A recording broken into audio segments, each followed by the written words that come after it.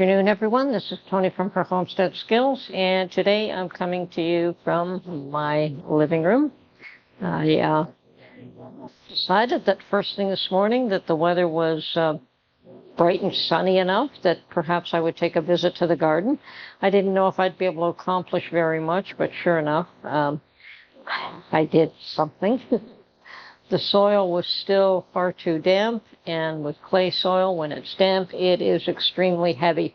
But the garden plot was full of weeds, and what I did is I took out the fork and I loosened up as many weeds as I could. And the grass, of course, when grass starts to grow and it grows underneath, it's going to be quite the job to keep that out of it. Unfortunately, my neighboring plot has not really been worked in the last year. So even if I could try to keep the weeds out of my plot, weeds will grow wherever they could find an opportunity. And I have noticed that my garlic is doing well. It's probably about almost a foot tall now. And I thought I had planted more garlic than what I did, but I'll take advantage of what I have and perhaps plan a little bit better next year. I think that this fall I may clean it up and cover it for the whole winter next year so that come the springtime I don't have to de-weed again so heavily. Anyway, it was one of those days. The weather was cool, but this is the kind of weather you want to do heavy work. I think it was 16 degrees. Currently, right now, it's about 16. It was just cooler. When I was out this morning, that's Celsius, which translates to about 60 degrees Fahrenheit. And if you're doing any physical work, that is perfect weather for working in. What you don't want to have happening is that it gets too hot and you actually become ill if you're trying to do too much physical stuff in the heat if you're not accustomed to it. I tend to bring water with me every time I go to the garden. And they do have running water. They do have taps, although I've been told you really shouldn't drink it. I don't know why. I don't think there's anything particularly wrong with that water, but better be safe than sorry. I'm sure the water's coming from the same place for the whole area. And when I go to the garden, I definitely like to get out there early in the morning and put in as much effort and exercise and give it all I've got for as long as I can handle it, and then come home and shower. I never shower before I go out there because, it is a lot of physical work. It's not just, tidy up here and tidy up there. So no, I do the heavy work first, and then I come home and shower and have the rest of the day to do whatever else I feel like doing.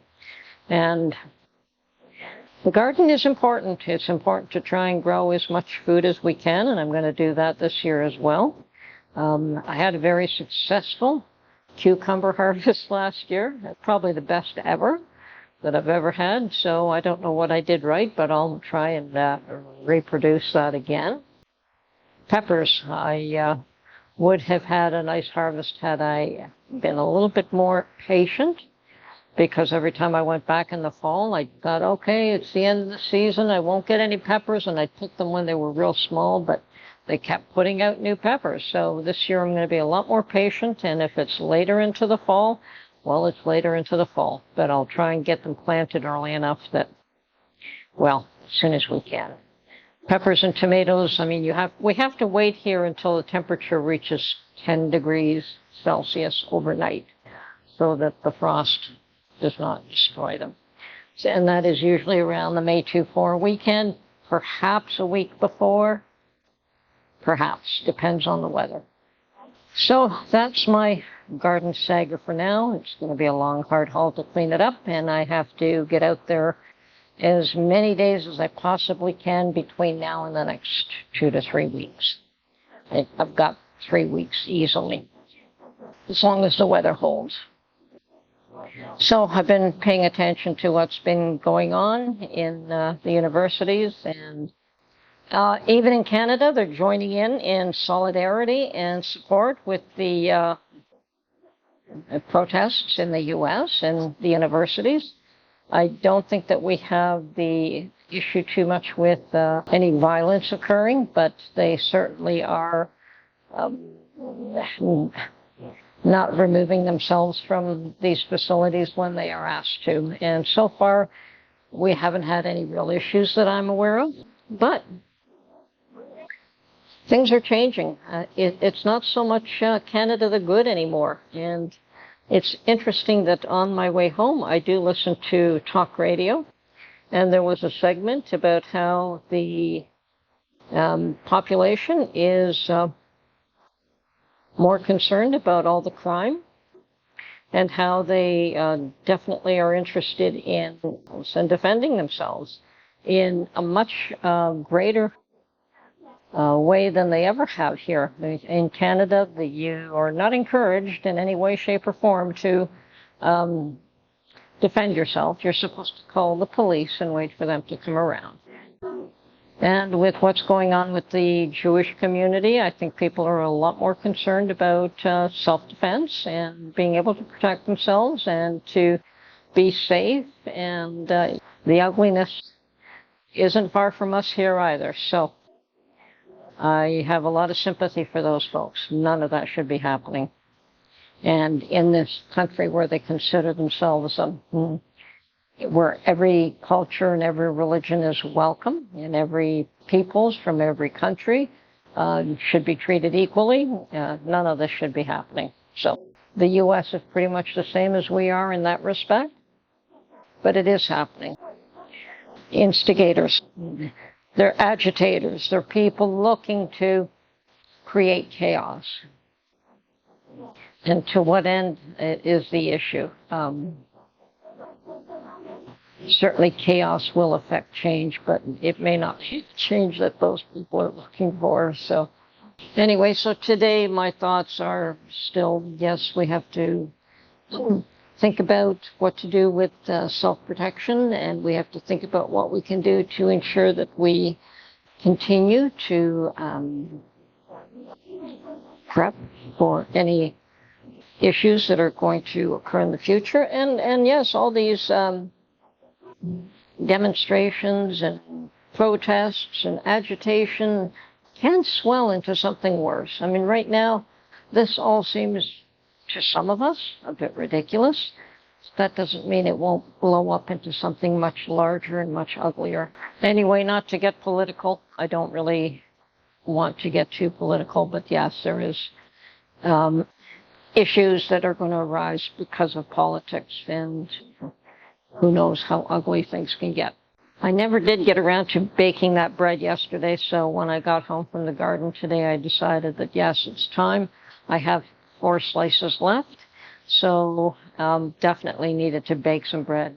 Okay, my bread dough has gone through the first rise, and it's time for me to split it into 3 portions. And I'm going to weigh it out so that I have equal amount of dough in each. I've also pre-buttered my bread pans so they're ready to go as soon as I can get the dough in there. Now I'm going to weigh this first. How do I get this all on that one little dish? Okay, chair.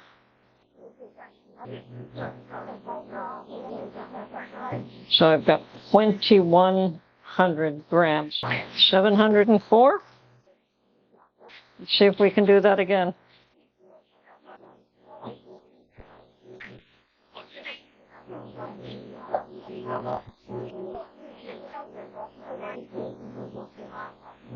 $713. $690. I know where the other 10 has to go. $705. First one was $704. And $698. Here we go. $701. I think we're about as even as we're going to get these. So now I want to roll them out and put them in the bread globes to rise again. So I saw something that I found a little bit interesting that I want to try. So let's see if that works for me. So of course, Roll it into a rectangle first, somewhat of a rectangle. And then roll it up.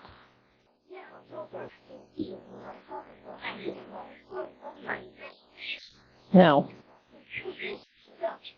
what I saw that I found interesting was cutting this into 3 and braiding it. I've never done this. Let's see if I can get away with this.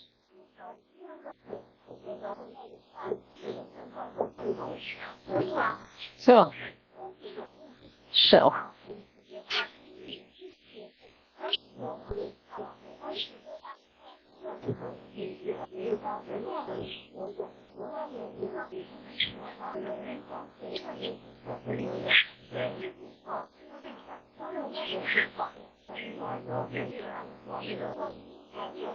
that should be interesting.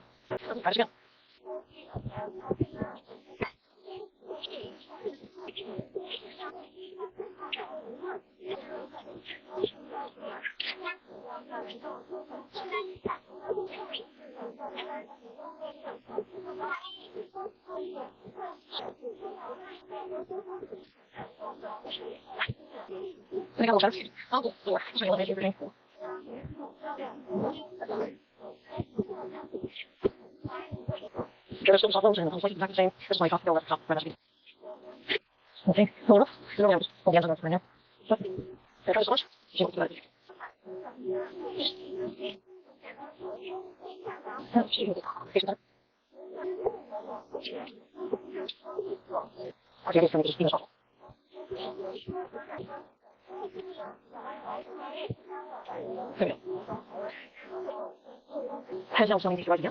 Okay.